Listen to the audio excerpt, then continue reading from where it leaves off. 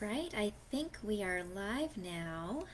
Um, I'm currently wearing my earbuds and I'm not sure if you guys can hear me. I hope you can hear me.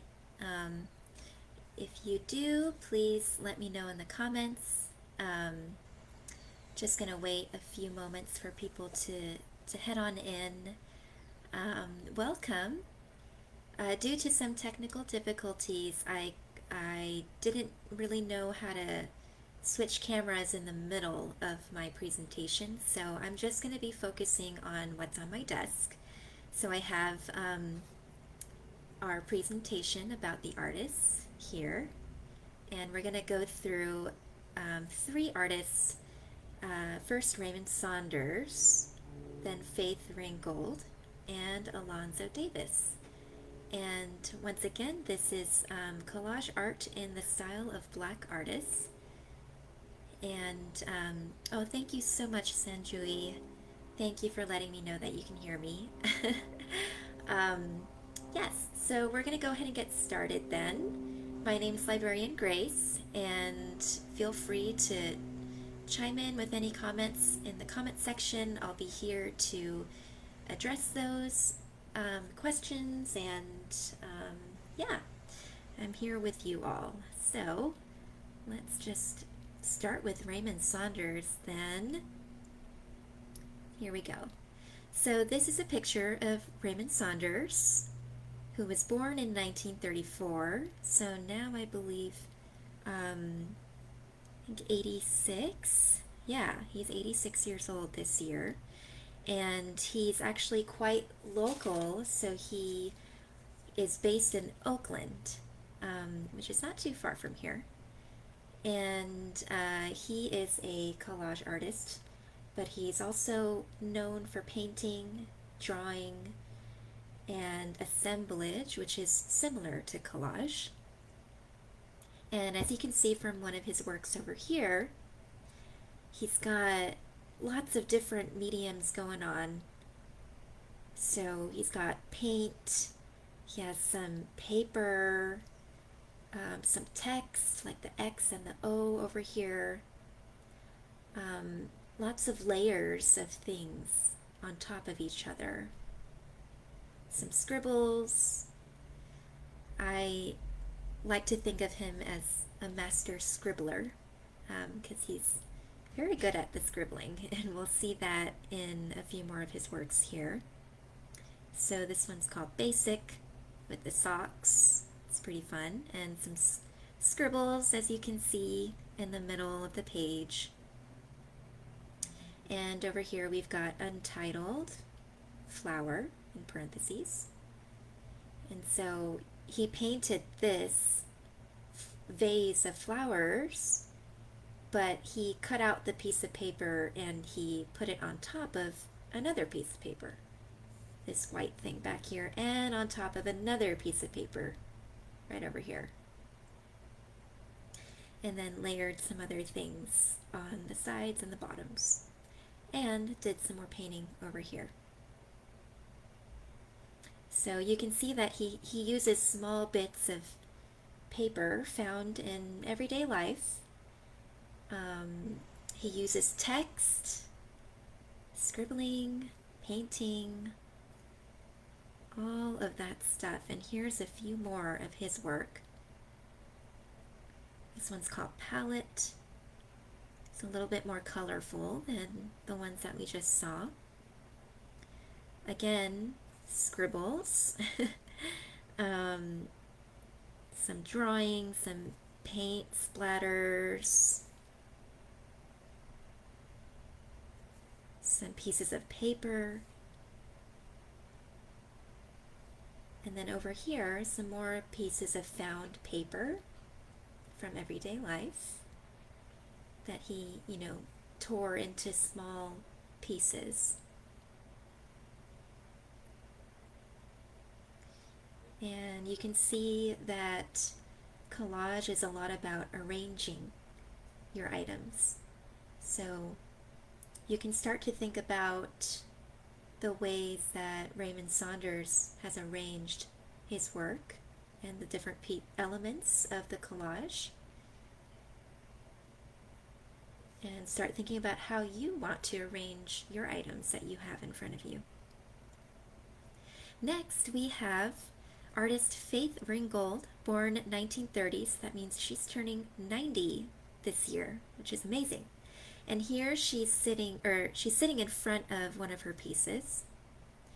And she is just such an inspiration. She is not only an artist, but she's a teacher, a lecturer, a writer. She wrote some children's books, and she's a performance artist, a sculptor, and a painter. And what's really interesting about her work is that she uses quilting and fabric. So what she does is she paints on top of fabric, which is then quilted together. So I don't know if you can see in this one here that you can see the lines, the quilt lines on top of the painting.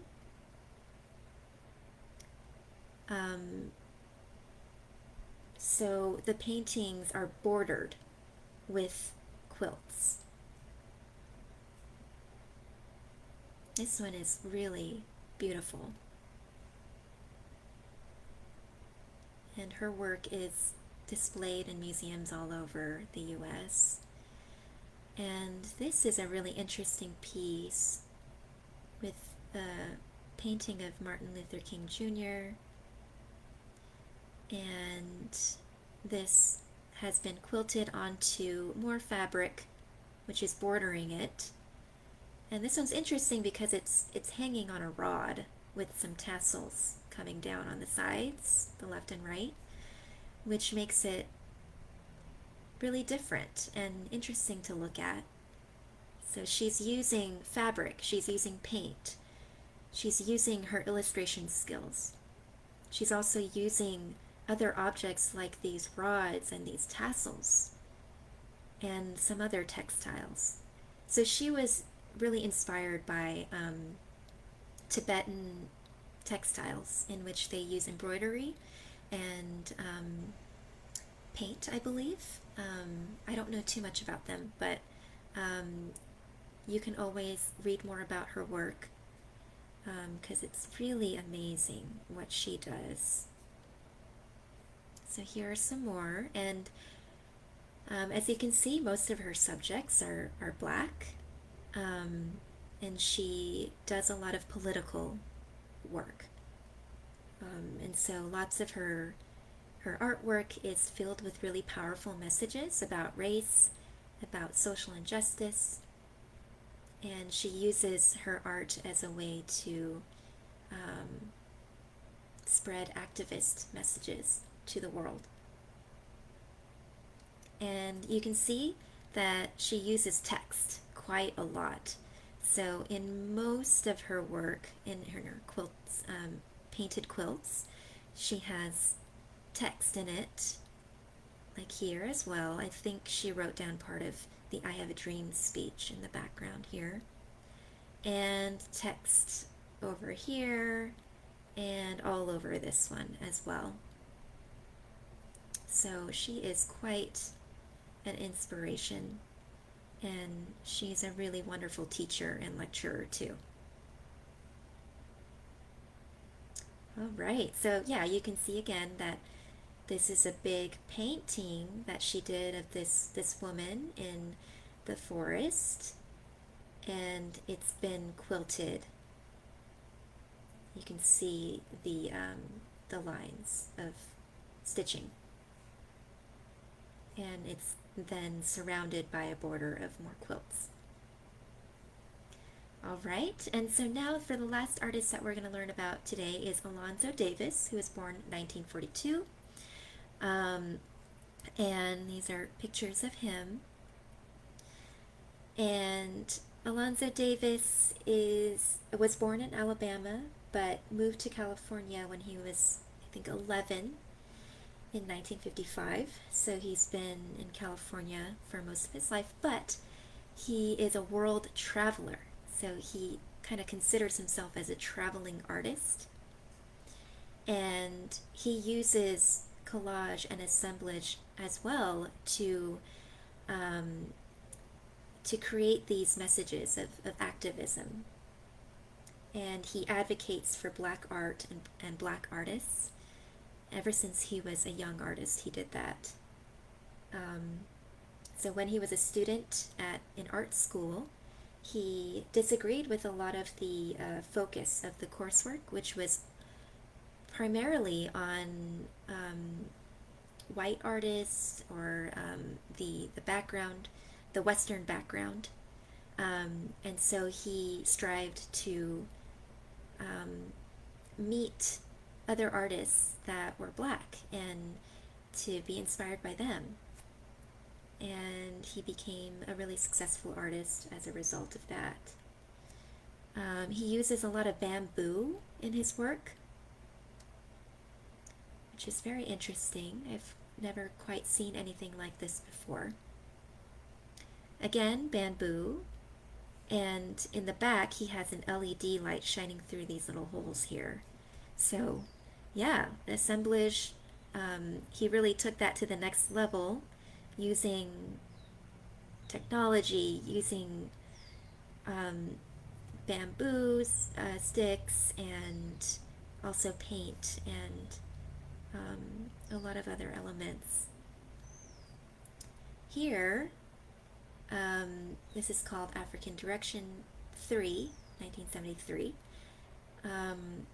Looks like there's a lot of layering of different pieces of paper to create an image of the African continent. This almost looks like duct tape or something like that, but I think it's just paper with an interesting texture. But what I love about collage is that it really makes you take a second and a third look. It makes you look over and over again and wonder, how did they put that together? Why were they inspired to do it like this? And how did they think to layer this on top of that and on top of that?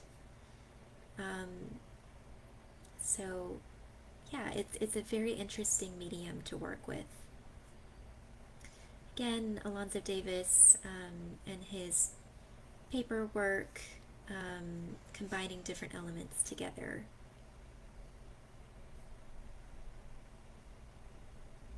So he uses a lot of discarded paper, postcards, pieces of brown bags, stuff that you can find anywhere.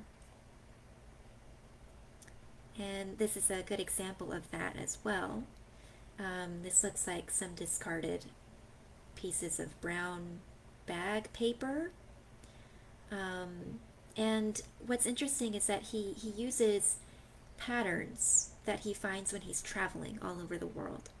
And so this is a pattern from one of the Native American tribes that he was living amongst in New Mexico.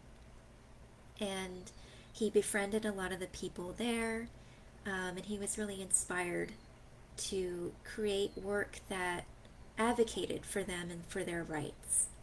And so this is an interesting piece to me because there's like an address here, so this kind of looks like a letter that's being sent, and it's addressed, I can't really read it, but to my American Indian brother, and then it has, sort of a made-up address, 10034 Indigenous, I can't read that, and Anywhere USA 0001, which is, I thought, was very clever and very thoughtful of him to do that. As you can see, all of these artists, from Alonzo Davis to Faith Ringgold to Raymond Saunders, they all used their art and their creativity to advocate for those who couldn't speak for themselves all the time because of society and the systemic injustice that was happening, or that does still happen today. And so we are going to take elements of all of these artists today to make our own collage, but we are going to make them personal to our own lives and our own identities. So let me move this out of the way. I'm going to go ahead and get started then on our artwork. And here I have a piece of paper. And what I'm going to do is I'm going to make it a little smaller. So let me zoom out here. Okay, I'm going to make it a little smaller by just simply ripping it. When I do collages, I like to see the raw edges of the paper. So that's going to be my background today. And I can always save this remainder piece of paper for the next time that I make a collage. I can rip it into smaller pieces. I can use it as a background. You can do so much with the things that you might, in the beginning, think that you can throw away or think that might be useless, but it has a use, and we can be as resourceful as we can and be very conscious of what we're using and how we're using it. So I'm going to save that for later. And here is my background. So when we were looking at Raymond Saunders, Faith Ringgold, and Alonzo Davis's work, what I noticed was that there was a lot of sort of background work that happened first before the collaging started to happen. So we're gonna maybe fill up some space first to make the piece look a little bit more full and more alive. But before that, I'm just going to introduce some of the materials that I have here. So I have some paints. So let me grab a few of these. I have some paint here, just in case I need that for the background or for layering on top. I have a paintbrush. I have a jar of water for painting. I have a glue stick. And I have a pencil. So these are kind of basic things that you might think of when you think of doing art. Next, I have a photograph that I took of some flowers in my neighborhood. I have an envelope. It's blank. You can also use one that's been addressed to you already. That would be the most environmentally conscious decision. And I have some old wrapping paper with like a really cute design on it that I saved from before. I have a tea package, a tea bag package. I also have some interesting textured paper. This is some corrugated cardboard. I've also got more pieces of paper here in different colors, some little bits and pieces. I also have a map, San Jose, where I grew up, which can be fun to use as well. I have this piece of paper that has some Korean poetry on it, which speaks to my heritage as a Korean American. I also have just more pieces of paper with interesting textures, interesting designs, more pieces of paper and tissue paper, which is fun to work with because it's thin and you can kind of see through it like that. More pieces of paper. And what I like to do is, oh, I also have some fabric here. some fabric squares that I bought a long time ago. And what I like to do is I like to keep a little box for little scraps so that I can go back and use them whenever I am collaging. So that stays in there. And then I also have a little box of used stamps that my mom used to collect when she was my age. So, and we can use all of these things or even just a few of these things and it can still be a collage. Okay, I also have, as I mentioned in this description, I have some yarn, or you can use string, and we can somehow find a use for that too. I've got a pair of scissors, which will come in handy, of course, when you're collaging. And I have some markers and other writing utensils that might be useful for our journey in collaging as well. So you can pause the video if you need to grab some materials. I will be here, and this video is going to be saved on our page indefinitely so that you can always access it later as well if you are busy at the moment. So okay, I'm going to put all my stuff to the side and I'm going to just work with this background piece of paper for now.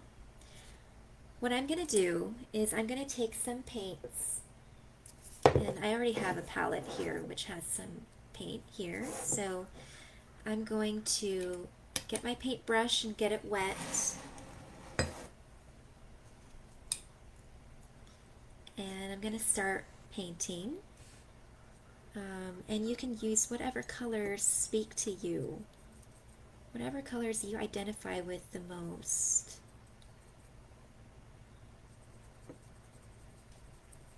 And so it's always nice to reuse paints that have been on my palette, because paints are pretty expensive and it's hard to just constantly replenish your paint supply. So what's nice about watercolors and also acrylics and stuff like that is that once it's on your palette, once you get it wet again, it will just continue to be paint and be useful. So I'm just gonna do some designs, maybe some like a wash in the background, just to make my background look a little more colorful and lively. Again, this is totally up to you in terms of what kinds of designs you want on your background. You can use color pencils, you can use markers, anything you want to make this space more lively. And I'm not using watercolor paper, so the paint doesn't show up as nicely as it would on watercolor paper. However, it is what it is, and I'm going to work with what I have. I'm going to use some yellow as well.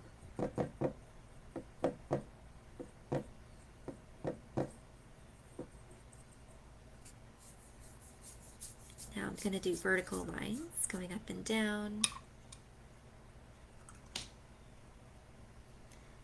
And continuing to add some color.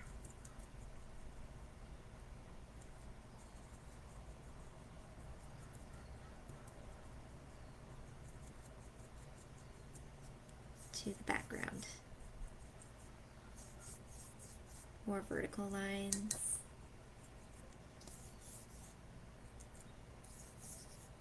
And what could be really fun now is to take some paint, or even, actually let's mix our medias, and I'm going to take a piece of a black marker, and I'm going to do some scribbles that are inspired by our artist Raymond Saunders.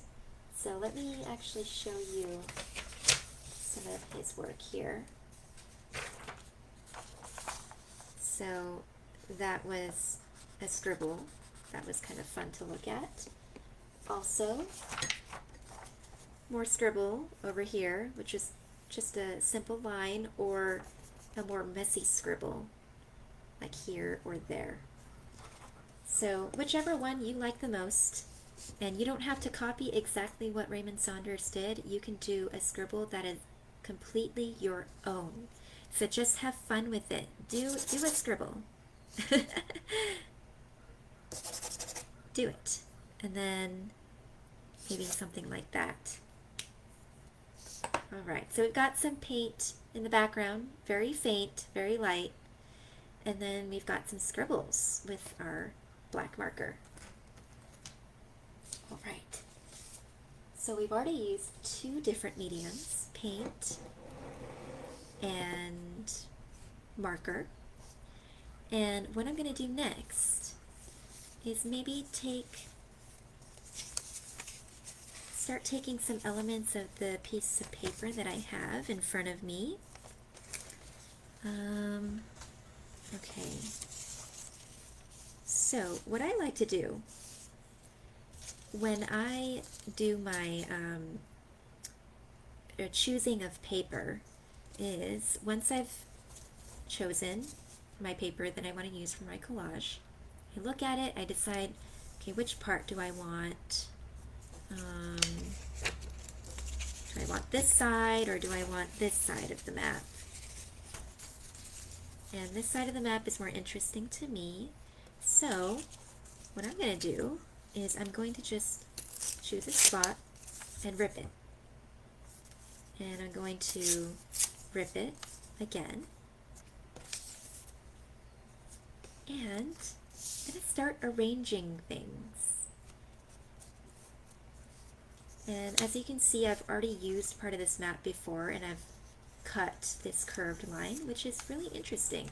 If you want to use your scissor to cut sort of an interesting shape out of the paper that you're using, please go ahead and do that.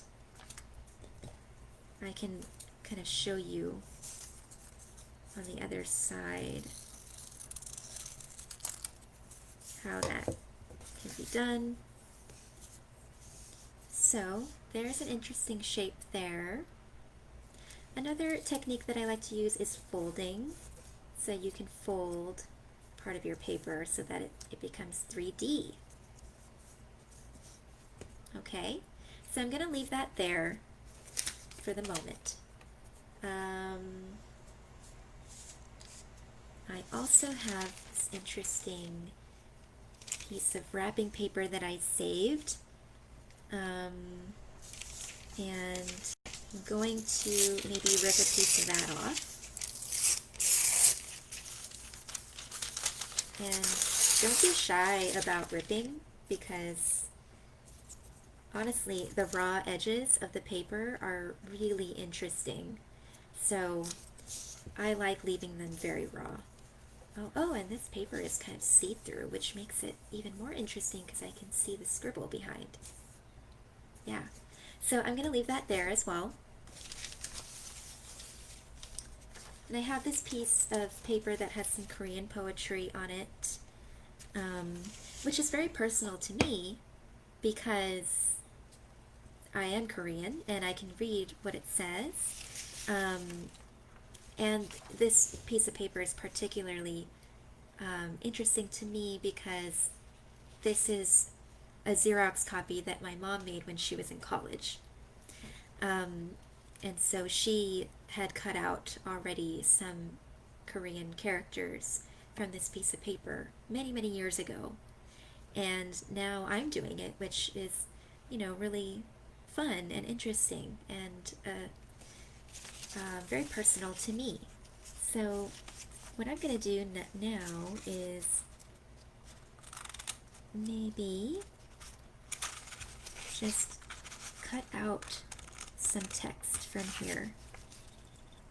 And what you can do is you can find something in your own language, or you can find something in a magazine or an old book that you don't really care about anymore, and you can cut out some text from it, because text makes your collage interesting as well.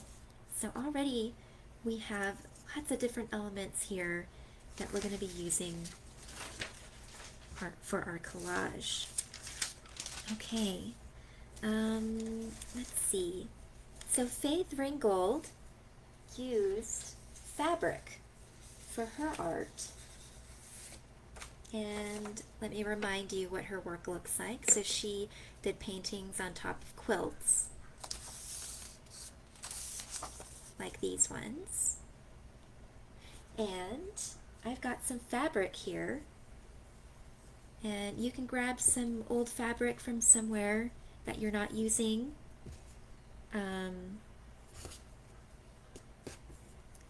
Any sort of fabric will do.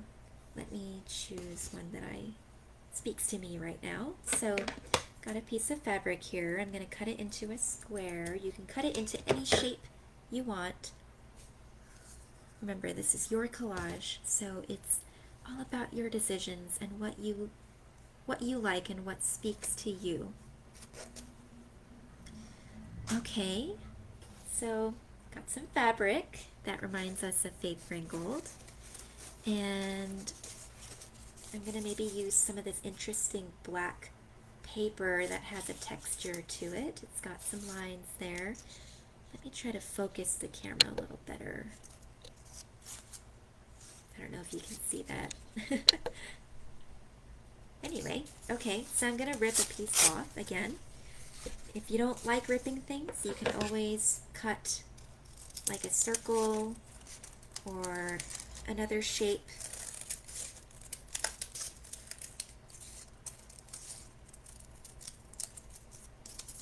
There we go. And this is really interesting texture too. So cutting out some pieces of paper and also ripping too. So that's a piece of tissue paper that I saved from a gift a long time ago. And got some other strips of paper here that I've saved from other art projects that I've done. Okay, and then I'm going to take this envelope here, and we're not quite sure what I'm going to do with that yet, but I was really inspired by this piece by Alonzo Davis, where he addressed this artwork to his Native American friends in New Mexico. And it's sort of a message to them, saying that he advocates for them and he cares about them and their welfare. So, I don't know what I'm going to do with this yet, but I'll set it to the side. And yeah, okay. So you've got some interesting things going on, and what I need to decide at this point is how I'm going to arrange everything that's on my piece of paper. Okay, so I kind of like this circle in the middle here. I like this being on top of the scribble that we did, because you can see it, because the piece of paper is transparent. This tissue paper is also transparent, and it's fun to experiment with how things look when they're layered on top of each other. And it makes this really abstract piece that's super interesting to look at. And it's got all these elements of my personal life, So I've got some Korean poetry here. I've got these gift wrap, this tissue paper, and this gift wrapping piece of paper that people have given to me in the past as gifts. I have a map, a piece of a map of my hometown. I've got some fabric that I used in the past but don't need for anything anymore, so I'm using it for art projects. And I've got other pieces of paper here that I've just saved over time. And so automatically this piece is about me, and it's about my identity and the things that go on in my everyday life. Okay, so once you have a layout ready to go, then you can start gluing things down. So I'm going to take my glue stick and I'm going to start to glue things on the backs. So you take whatever elements you have on your piece of paper and start gluing the backs of them, and then decide how you want it to be placed on the piece of paper. Do you want it to be sort of askew like this, diagonal, or do you want it to be straight? Do you want it to be upside down, right side up? It is totally your decision. I'm going to put mine down like this.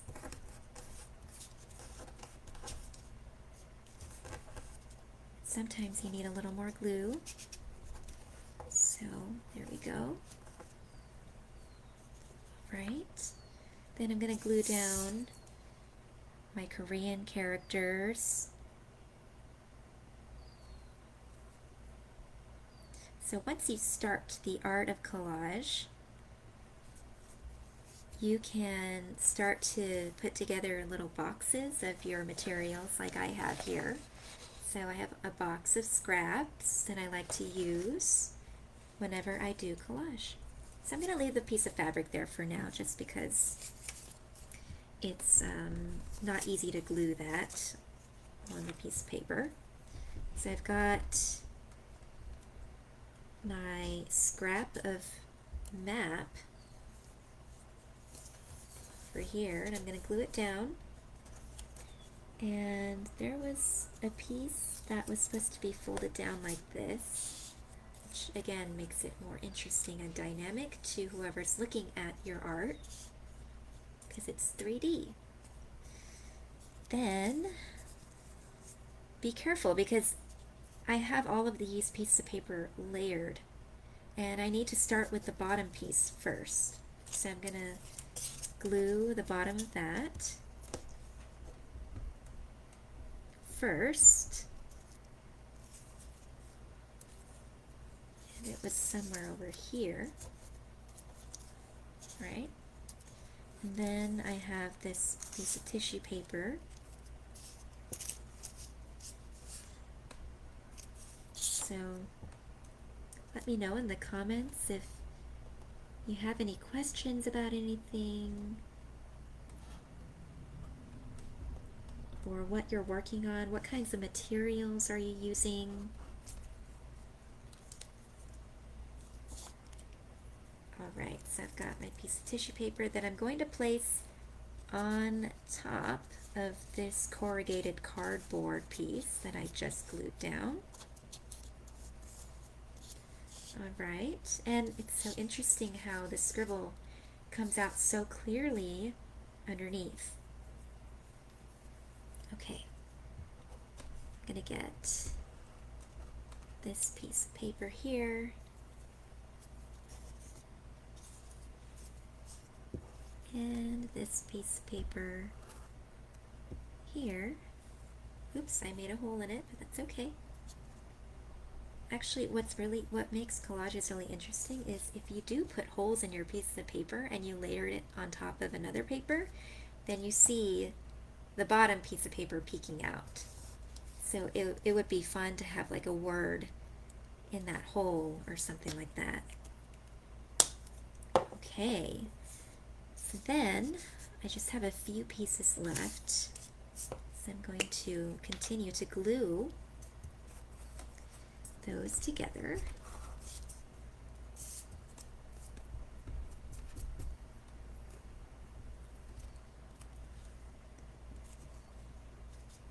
All right, got my black circle there.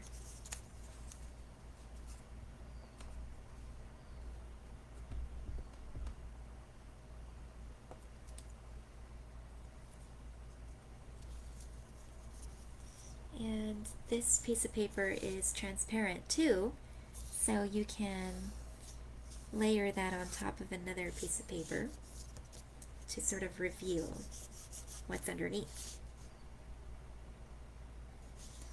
I really like that we have these scribbles in the background because it makes it really interesting. Okay, then I've got my fabric, which I'm going to try gluing. Collage, a lot of it is about experimenting with different materials and how they work together. So usually you associate glue with paper, right? But I'm going to try using glue to glue down this piece of fabric here. And I decided to make it a diagonal, like a diamond shape, because I thought that that would be more interesting to look at. Okay, so that's my collage so far. All right, and we're not quite done yet, but almost. So, as you can see, I didn't use a lot of the materials that I told you about. So I have this piece of photo that I took a few weeks ago, but I don't really want it on my collage. But if you have something else that you want to use, go ahead and glue it on. You can use whatever your heart desires. You can use wood. You can put metal on your collage. The options are really endless. So I've got my yarn, and I've been doing a lot of knitting lately. So I'm going to cut a piece of this off, and I might make a scribble with my yarn. So that's going to be, make it more 3D again. And it's kind of hard to glue down yarn, but we're going to try. So it's important to really experiment with how these supplies work together when you're creating a piece. And this is mixed media art. So what that means is that you're mixing different mediums together, like fiber arts with these pieces of yarn. You've also got paper, you've got paint, all these different mediums, and you're mixing them together, and it becomes a mixed media piece. So there is a collage, and I don't think I'm done quite yet. So I'm going to take a stamp, and you can, grab a letter from the mail and just maybe get some of the stamps, rip some of them off, cut them out. Now let me choose one that's more interesting to me.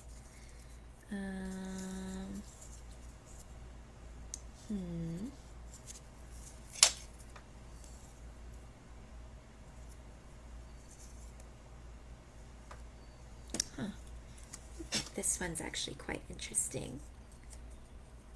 And they're two stuck together, so I'm just going to leave them like that because that kind of looks cool.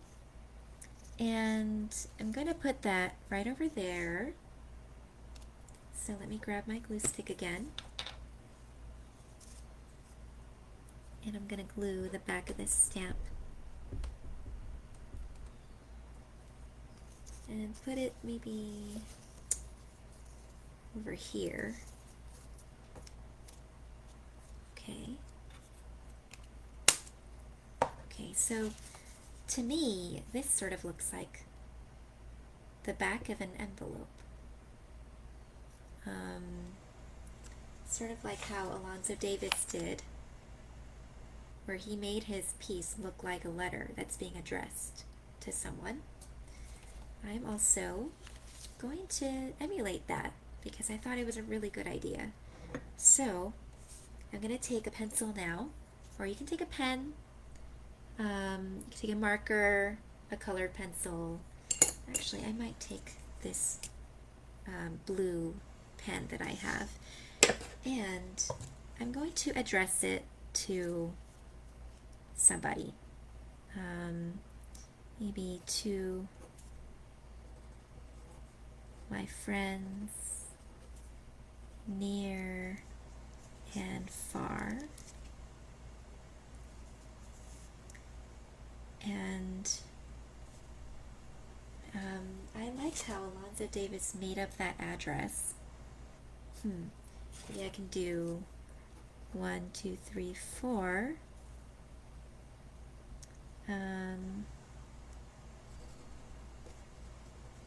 The road not taken. And everywhere, USA 0001. And this was inspired by Alonzo Davis's wish to support his friends, especially his friends of different cultures. And this piece here that I'm making is sort of about that too. How I want to be a friend to people who are different from me, people who are near and far, and use art to bring that message to them. And so, we're not quite done yet. We're going to make it even more cool and exciting. So, I'm going to take a pen again, and I'm going to do more scribbles because I love Raymond Saunders' scribbles. Just to review, to look at his artwork, if you look at his scribbling, it's just so artistic. Alright, but you know what? I've already done black scribbles, so I'm going to choose a different color and do scribbles in maybe green. So let me choose where I want to do that. Did some scribbles there. And I'm going to take a piece of charcoal that I have here. I hardly ever use charcoal because it's very messy, but I have all these sticks here that I'm going to use now. So instead of doing a scribble like this that I've done, maybe I'll try a different shape. Maybe I'll scribble a swirl, or yeah, circles.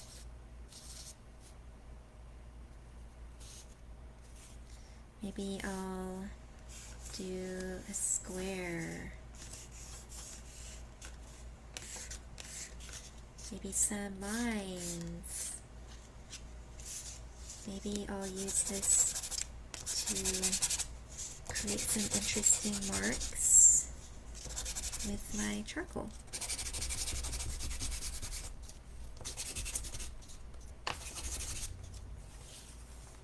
So that looks a lot more dynamic now. The camera is having a hard time focusing. Okay, there we go. So I think I'm done now, but I would love to see what you have created with the materials that you have in your own home. whether they are pieces of paper or mail or fabric or whatever you might have used that was near to your desk or your chair. I am so interested in what you've created. So you can always comment and attach a picture of what you've made. I would love to see what you guys have created. But thank you so much for joining me today for this art class. It was so much fun to learn about these amazing artists who have dedicated their lives to advocating for Black people and Black art. I hope that you learned something cool and something new and something that you can take away with you as you continue to make art that is personal to you, that is about your identity, and that's also about world issues that are going on right now. Thank you so much. I will see you guys again next week for another art class at 3 p.m. on Thursday.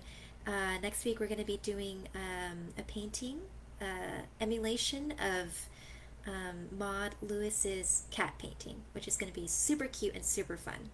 All right, thanks everyone. Bye.